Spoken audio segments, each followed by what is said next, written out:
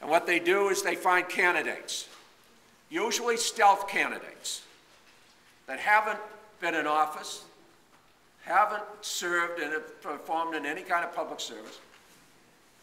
My opponent is typical, frankly. I mean, he moves here a year and a half ago. He has a Republican primary against a pretty thoughtful guy, you know, very much more conservative than I am.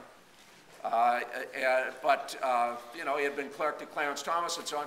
But in the 11th hour, and of course, is this any surprise that Mr. Murray's campaign manager is Mike Lane, not an unfamiliar name to us. But, you know, the 11th hour, he sends this thing out that his Republican primary opponent supports don't ask, don't tell, supports gay marriage.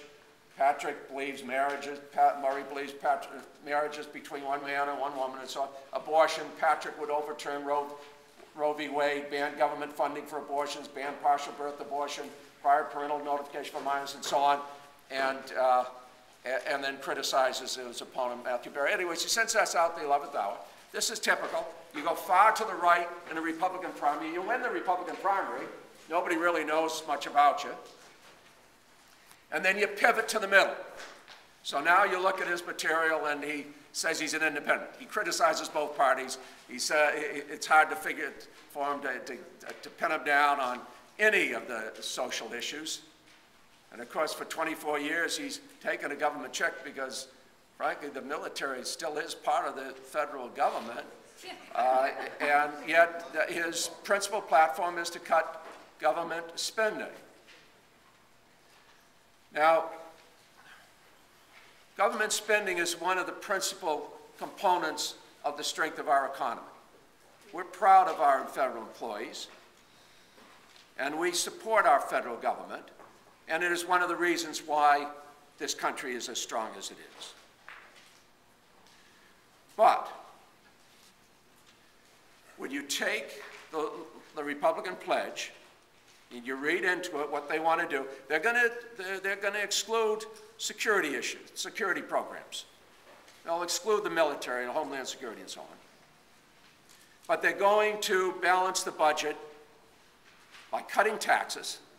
We're already at 14.8%. It's the lowest level since 1929, usually about 20.5%. But they're going to cut taxes further for everyone. They won't cut it for the middle class unless it's cut for the top class.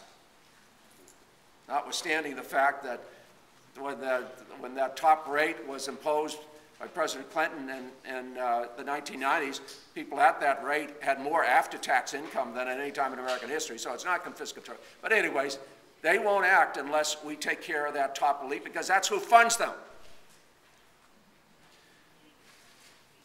And so the platform is to exclude the military, cut taxes, and then balance the budget on the 25% of the federal budget that's left. Now, what is that?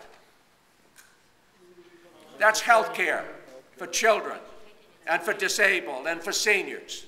That's education for children who otherwise would not be getting a decent education, because right now our public school systems are dependent upon the wealth of the community, the property taxes.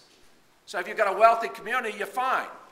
If you're a poor urban or rural area, you're not, and you're never going to catch up. But we would cut that, because that's based upon progressive taxation revenue at the federal level. And we cut housing assistance.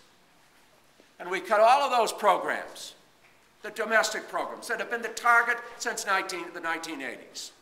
That's what the platform is all about.